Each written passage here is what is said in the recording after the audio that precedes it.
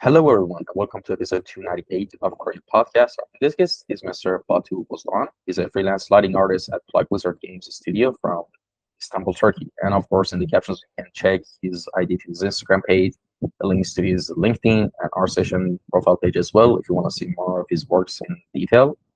But yeah, with that being said, let's get down to the podcast, the episode. How are we doing today? Yeah, I'm fine mostly today. It's actually I'm dealing with the weather. It's really hot, so Yes, you know that, yeah.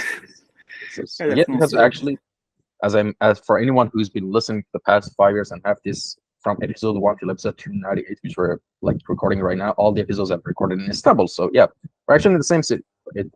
So man, I share your pain as well. I can turn my AC off, by the way, when I do the podcast. It's hell here.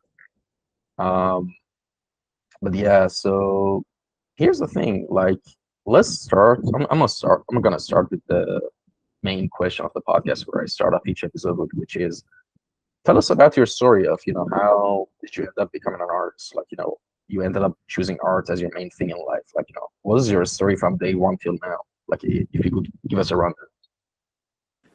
Well, I mean, since my childhood, I was into visual art. Like my mom sent me to lots of lessons, lots of courses to find my interests when I was a child. So, I mean, I stuck with art mostly. I went to a drawing course for 8 years. So, yeah, at the university, actually, I want to combine that passion for art with my passion for mathematics. So, I wanted to become an architect. But during that time, I thought my real passion was like more was leaning more than video games side than mathematics side. So I just completely abandoned architecture to become a video game artist to find my way. Then, yeah, I found my first internship at Leager Studios. So mostly I discovered that I really want to be a lighting artist there. So yeah, that's mostly my story on like tiny compact story. Yeah. Right. And what led you to choose, but out of all these positions in art, like what really attracted you to be a lighting artist? Like, out of like all the other positions. Well, at first I wanted to be a level artist, like my friend Bengsu. She was on the previous episodes. But yeah, I mean the level art. I mean, I want to express my creativity and artistic vision mostly. So I wanted this to be the main part of my job. So I think that was the main reason that I switched to lighting artist position. But I mean, to be honest, if you're a lighting artist, you do environment artist, level artist jobs too. So in the industry, actually, at least that was my experience. So actually, I do both. I mean, lots of my level art jobs came to me on my freelance projects. So actually, I'm on clockwizard. I will be an environment artist, like level artist. So I will do both. Yeah. All right, awesome. And by the way, shout out to the her episode was episode 292 for anyone who's interested. That she is an amazing environment artist. So if you want to check out her episode as well, you can go. And by the way, I just need to shout out to someone else as well. It's kind of related.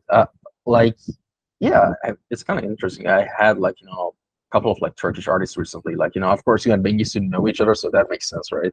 But do you know Ayman Akmaz? I hope I'm pronouncing his name right. I don't know him about this. He's Yeah. an he's a really good environment artist as well. I had him recently on the podcast as well, episode 294. So yeah, I'm just saying all this because I'm sure like you have a lot of like Turkish, like, probably listeners or viewers who are like looking at this episode. So, just want to give those a shout out as well. To, check that out their episode as well after this one, if you are interested, of amazing environment artists. And now we have a lighting artist. So let's like, make things a little different.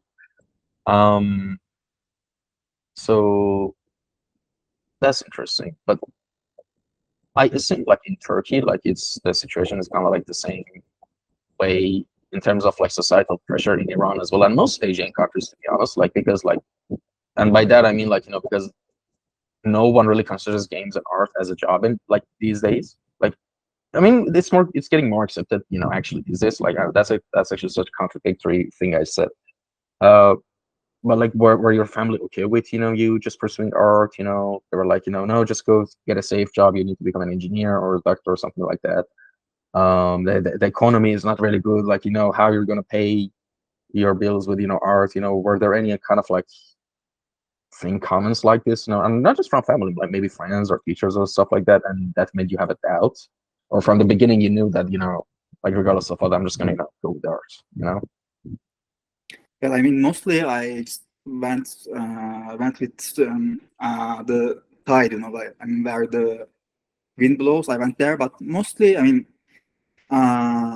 what I can say about this topic is like it's hard to explain your job to a person outside of industry. It's really okay. I will say lighting arts, but what I really do is, I mean, they really don't. That's really hard to explain, to someone outside industry. And I mean, you asked about my family, I mean, or friends. I mean, mostly, I was lucky about my family on this situation because they never really enforced any anything about my life. So they really mostly were happy about my decisions. So all the wrong decisions about my life or all the right decisions, all are my responsibility. So yeah. That's awesome, man. And here's the thing. I mean, the sad thing about, what I just asked is because, like, both Iran and Turkey and a lot of other countries as well, they have this university entrance exams, right? And usually kids and teenagers, like when they're, like going to go to university, they have this usually like countrywide, like, entrance exams, right? Like, I'm sure it happens in Turkey as well, which is actually in Turkey is worse than Iran. You know why? Because in Turkey, like, even if you want to become a career, for anyone who's not, by the way, not familiar with how things run in Turkey, and by the way, correct me if I'm wrong. Like, for example, even if you want to become a lawyer, you still need to like study chemistry or math for your entrance exam. Yeah, I mean, not exactly, but you have, at least at my time, it was like we had, I mean, 4 or 5 different main categories, like language and mathematics. Biology. Yeah, biology. I mean, 5 different main categories means like we had some containing like all the science stuff, including chemistry, physics, and biology. And they combined it with mathematics, so that was mathematics and science. Also, we had mathematics and Turkish, which is like, I think, most of like, I mean, combining of literature and mathematics. So that was for lawyers. But yeah, I mean, science had tiny, like a tiny effect on lawyers' points, I think. But I mean, mostly the main problem here is, I think, the five main categories. So even mathematics and science didn't really correspond for architecture, for instance. I mean, biology is really, really far away from architecture, but I had to score some point in biology questions. So I mean, they had like 5% effect on my main score. So yeah, that's really, I mean, complicated Yeah. and not really Yeah. correct, I think. Yeah. Yeah, and the thing is, and the reason I mentioned this is because, like, most kids, and it happened to me too when I was in Iran, like, you will base your whole sense of value as a person based on your score in these exams. And the teachers put this pressure on you, the family put this pressure on you. The relatives are the worst enemies, by the way, when it comes to this stuff. I don't know how this culture is in Turkey. Like, oh, your cousin got this score. What did you do? And like, yeah, and just I'm actually like, one of the good things about like your current day and age is that, you're not really bound and shackled by like getting a university degree to make money or become someone, skilled at what you choose, especially in art. That's a beautiful thing about that, right? Like, you just need to have a good portfolio. But on the other hand, there's also like a bad negative part to it, that, for example, I think it's the same for people, Turkish citizens as well. If you want to like apply for a work visa, so like in America, you have to have a bachelor's degree in the category of the job you're applying to. Like, that's a real thing, actually.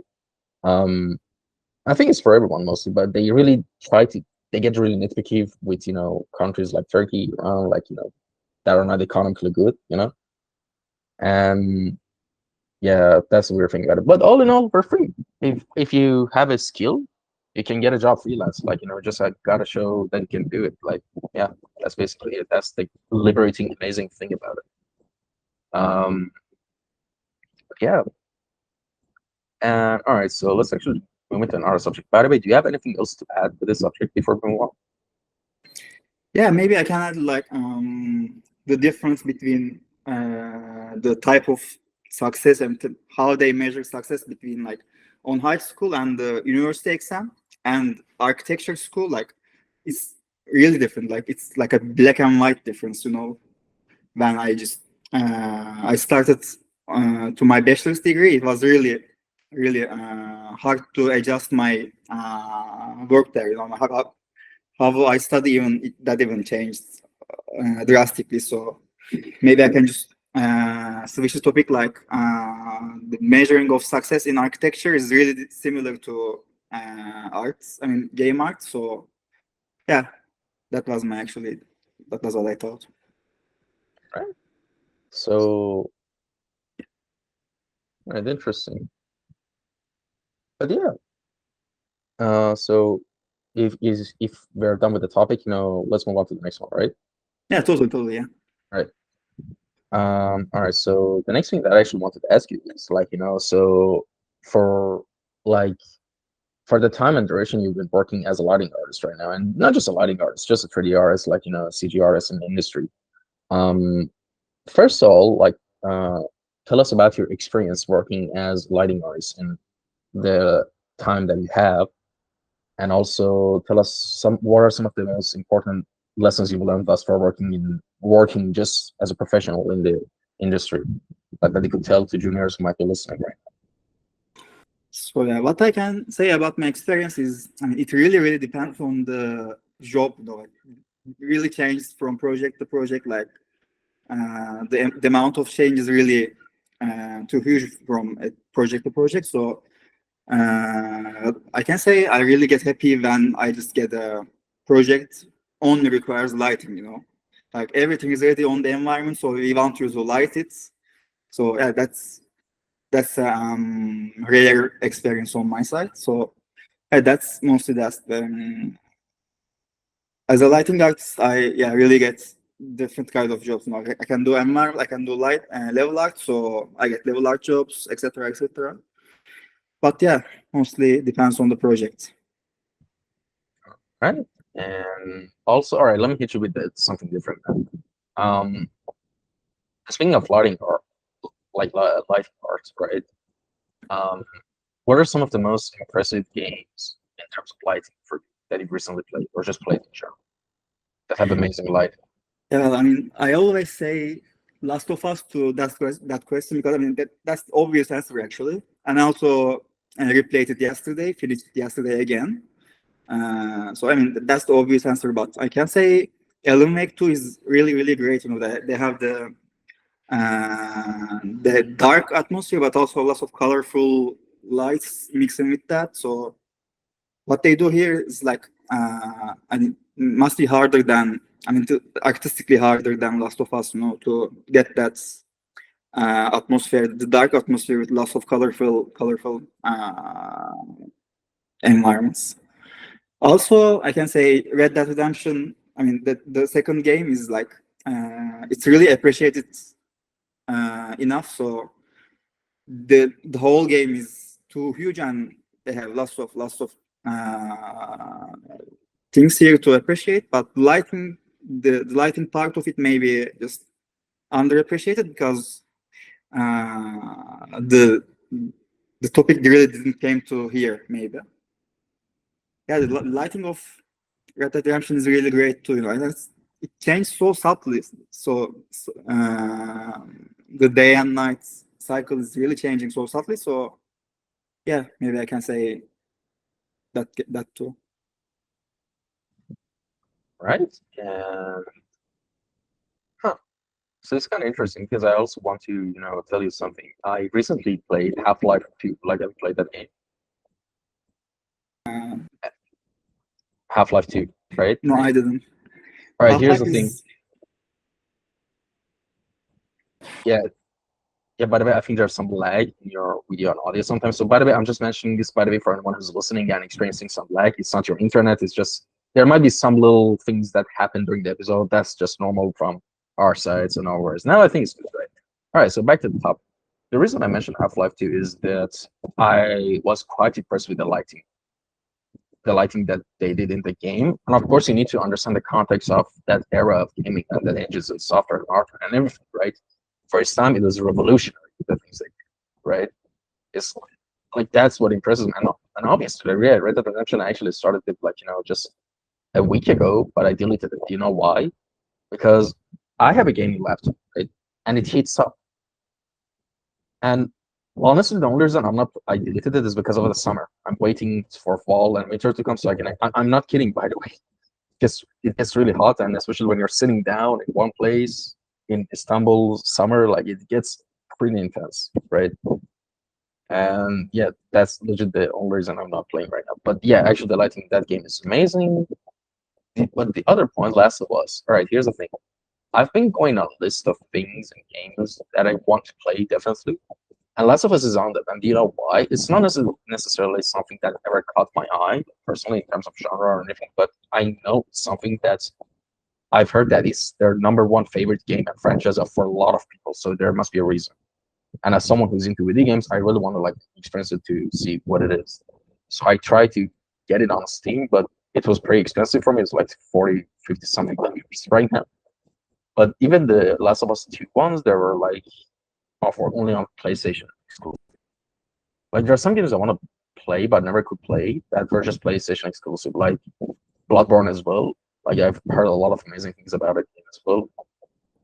But yeah, like all right, here's like my question for you, bro. As someone who's obviously like into Last of Us franchise, could you give us a non-spoiler, like a spoiler-free explanation of why do you love it so much? Or could give us a rundown of the story in a spoiler-free way-ish.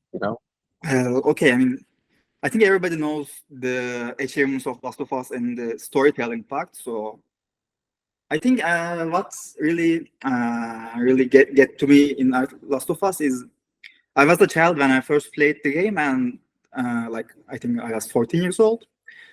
Back at the time I was like playing Assassin's Creed and Uncharted and not much more games. I was mostly into sports games. FIFA. I was playing football games, so I wasn't really into story-based games, single-player story-based games. So at first I was expecting something like Uncharted. I knew the studio was the same studio, so I was expecting more of the same from Last of Us 2. But I mean, the opening scene of the game is like it tells that it's like a telling that this game is not the same. Not the same with all the others we have played yet. So I think they were trying to combine the storytelling aspect of cinema with video games, and they did it really. They did it really successfully, So maybe that's the most appealing part of Last of Us. But also the game design is really good too. On the game design part, I think they are creating a basic, like not a basic survival game, but all the mechanics, all the animations, etc. They're all really perfect. They are doing that simpleness in a perfect way. So I can say that that's the most appealing part of Last of Us, at least for me. All right, and yeah, I'll definitely give it like. Here's the thing: I just realized something I want to mention as well. I might not be able to play it for like the next couple of years, but I can't believe that I never thought of this. I could just watch people play on YouTube. Problem solved. But of course, like that's kind of like stupid because it's not the same as experiencing the game for yourself. But for someone who just wants to study the game, I think that's enough, right? Like for my case, for example. If you want to watch a game, that should be Last of Us. That's the most watchable game, maybe. I mean, yeah. Interesting. I think so. Yeah. I mean, I'm just putting like Detroit. We have Detroit Become Human. That's like an interactive game. Interactive movies, something like that. But yeah, Oh yeah, I besides heard of that, it. I can say Last of Us. Yeah. Interesting. I might give it a shot. So no. Yeah. Also, if you want to play Last of Us in PC, don't play it on summer. Just wait for winter. That's really yeah. The optimization is kind of itchy there. So the first one, the first game. yeah, Last of Us Part 1 is it's kind of a remake right now. So they had Last of Us in 2013, I think. Then they made a remastered. The next gen update. Yeah, rebranded as a Last of Us Part 1, but it's kind and mostly the same game, but the graphics are just renewed. Right. So speaking of lighting, how does your design process usually go anytime you want to start working on a new project? Like when it comes to lighting, of course. What does the structure of your pipeline look like? Like what steps do you take in order to get from step one to the final finished result? Well, again, it changes drastically from project to project, but I can say, well, I mean, if that's a lighting only project, it mostly starts with the gathering references, or I mean, if I have a concept art, I will analyze it. Where is the focal point? Where is the light? I mean, where are the highlights, etc. But again, I will gather references even if I have a concept art. And then I will just mostly delete the old lights because there are some light, and I make sure there's nothing in the environment that I didn't add yet. So yeah, that's the first step. Then I will try to get the main look, the 80% part of the look, which I mean, depends on the scene again, but yeah, just pretend I have a sunset scene. I will try to get the shades mostly, the shadows on the places that I want, etc., and the colors. So then I just go on with the details. And also, yeah, recently I tried to learn about materials too. So I must inspect materials, how are they created, and if I want to edit them. That's actually happening throughout the whole process. So, but I try to do it on the starting parts more these days. All right, awesome. And all right, let's actually I forgot to ask you something else in our previous topic. Like we talked about lighting in games, but now I want to ask you, like, what are some of your personal favorite video games that you play and like to play, and just the ones you're playing right now as well? Well, these days I'm really into roguelike games. Like I have playing Balatro for I think 3 or 4 months. I'm not sure if you heard about Balatro, but that's a poker-based roguelike game. That really takes you into it. I really feel like I want to play it whole time. It really, I can't remember the exact word right now, but it really draws you in itself. And before that, I was playing Slade Spire. That was really a similar game, but it's not really similar to. That's the most similar you can get to Balatro. That's again card-based roguelike game. But on the mainstream, I can say my favorites are again Last of Us Part 2 and Red Dead Redemption 2. I mostly get into them. What draws me most is like the storytelling in AAA games, and I think these two games are one of the best ones. Maybe for me, they're the best ones. So Thank God you didn't say League of Legends. Good. I don't really like multiplayer games too much because they really get too competitive. I really played FIFA a lot, Ultimate Team, so I know that I know that I really don't like the game. I don't really like to be that much competitive. That's good. Yeah. But if you really like roguelike genre, I highly recommend you a game like Vampire Survivors. Have you played that? Sorry? Vampire Survivors. Have you played that? Oh, Yeah, I did. I mean, I The had the game DLCs on. too? Yeah, that's really great. I mean, I love that game actually. Even if that's really simple, and actually that I don't think that game really brings an new look to anything, but it really combines lots of things together really successfully. So yeah, I was addicted to Vampire Survivors before Slay the Spire. So yeah, I remember that. I had it on Slay the Spire, is it mobile. good? Slay the Spire is, yeah, it's really good too. I mean, that's card based, and the worst thing about the game is I think you have to spend like 100 hours to really learn the game. Then you start to get better. I mean, that's at least that was my experience, and that's mostly what I heard about the game. All right, awesome. Now, here's another thing. Let's get back to art for a second. Who are your favorite artists and designers that have inspired you the most? Yeah, well, on the gaming industry, you say? Just in general, in arts, gaming, just whatever. Yeah, well, right now, I mean, when I was a child, I would say Van Gogh because I really studied his art when I was a child. I mean, on my painting course, I was studying his art.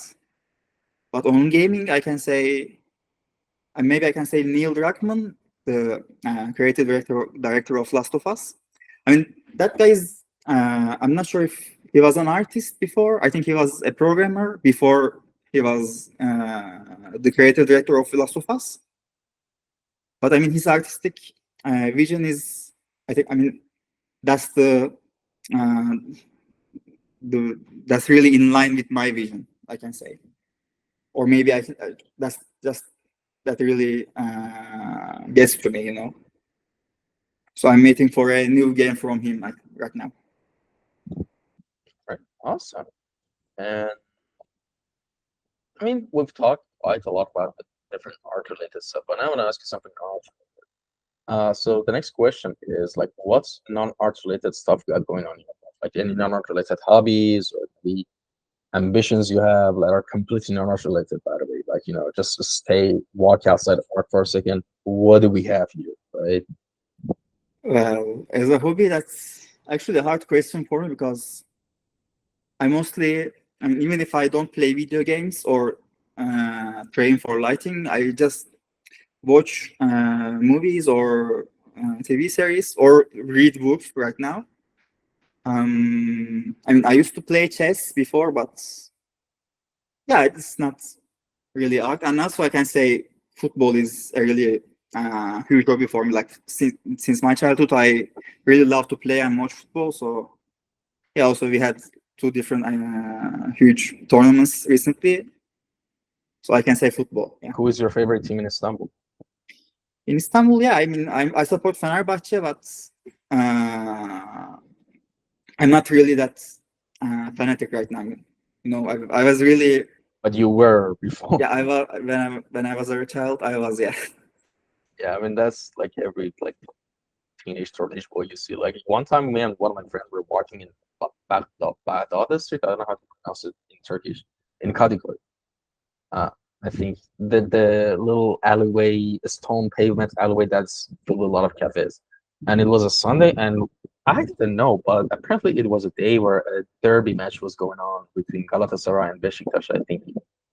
And a huge riot happened between the two fans, and we had to just, like go through the people and just run away from that area. And yeah, people love their football here. Like, it's interesting. And have you been in any of those situations, by the way? Have I been any of the matches before? No, like those riots that happen between the fans of match, because in Istanbul I it gets mean, really spicy. Like I've seen a couple of times. yeah, I think I've been in some supporter gather-ups before, but I mean, I didn't been in any riots. No, I didn't fight with anyone. I mean, yeah, I was mostly trying to enjoy the game. You know. Yeah, I mean, even if I go to the stadium these days to watch the match, I mostly don't chant. You know, I just watch the game. So I mean, but like if you asked that 10 years before, I would say the exact different and the exact opposite thing. Yeah. Okay, fair enough. Honest answer. That's good. No judgment there. And all right, so the next thing I want to actually ask is, all right, so folks, for now, if you're watching this on YouTube, you've probably seen a reel of his work, so like below us right now. So we discuss your workflow, how your structure is, but now I want to like ask you this: like, if right now someone who's interested in becoming a bot is listening or watching this episode, if you could tell them or direct them to any specific tutorial or YouTube channel or an artist or just any place to start studying, what are your suggestions in that? Well, firstly, I would say, I mean, if you want to become a lighting artist in Unreal Engine, I would just recommend them the beginner tutorial for the beginner tutorial for Unreal Engine. I think that's from Unreal Guru or Unreal. That's a similar name for that. Unreal, maybe it may be Unreal Guru's tutorial, but that's a like 5-hour tutorial. Is that it? Unreal Sensei? I think that's it. Unreal Sensei, yeah. I think, yeah. The other guy was Blender Guru, maybe. Yeah, okay. I will firstly recommend to get to know Unreal before becoming a lighting artist, because you have to know the materials inside out, the environments. I mean, you will definitely need to use that skills if you become a lighting artist. Then I could recommend William Forshaw. So he's really well-known artist and also lots of tutorials. And William Forshaw, I think. I may be pronouncing it wrong, the name wrong, but yeah. If you type William Lighting, you will find him in YouTube. So he has lots of lighting tutorials in YouTube for free. Also, I think lots of products in Unreal Marketplace too. So I mean, that's at least how I got into the industry, how I learned Unreal and lighting basics. Oh yeah, by the way, for anyone who's listening, I just checked it. It's William Forshaw. It's a weird pronunciation. Faucher. Just write in Google William Unreal Lighting and it pops up. It's like a lighting in Unreal Engine 5 for beginners. It's a 44-minute video. And I think there's it's just a sample of the course, I guess, if I assume. And yeah, just type William Unreal Lighting and you're set. No worries. And all right, so we've reached the end of the podcast and episode. We've reached the final question, actually. We're not completely done yet. So the last question is this.